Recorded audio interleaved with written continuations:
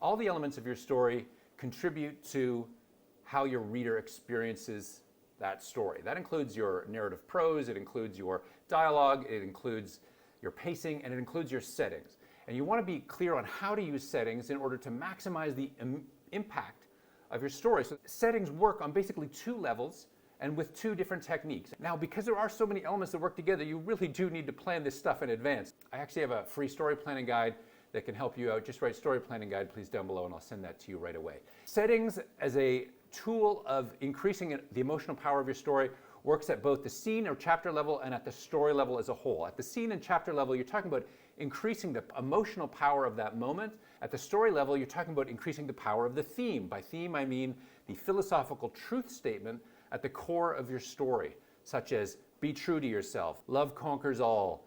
The way that you use settings is either as a reinforcement technique or as a foil technique. And you may know foils more commonly associated with characters, like Draco Malfoy is the foil of Harry Potter. He represents the opposite values of Harry Potter, but he's not the antagonist per se. It's the same thing with settings. So for instance, here's these two scenes from my local neighborhood. One is the Alhambra Palace, and the other is a construction site. Now the Alhambra Palace is beautiful and powerful and romantic, set against the mountains, and the construction site is dirt.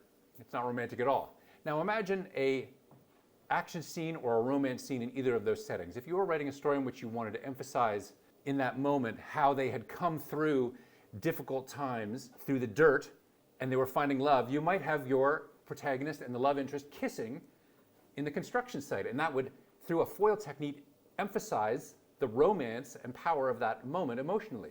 On the other hand, you might want to be focused on this beautiful moment of love, and then you would put it in the Alhambra Palace. You would be reinforcing the romance of the moment using the setting of the Alhambra Palace. If you look at the movie Interstellar or the story of Mulan, they're very similar in some ways. They begin in traditional villages, and then they go out into the world in foil settings that reinforce the importance of a certain element of tradition. In the case of Mulan, it's about finding transformation within the framework of tradition through family love and so on. And in the case of Interstellar, it's about how the love of a child will cause you to go across all time and space in order to save that child, no matter the cost to yourself. Both those cases are using their settings to impact the reception of the theme that they're exploring. If you have any questions, leave them down below. Any comments, feel free to add them. We'll talk soon. Bye for now.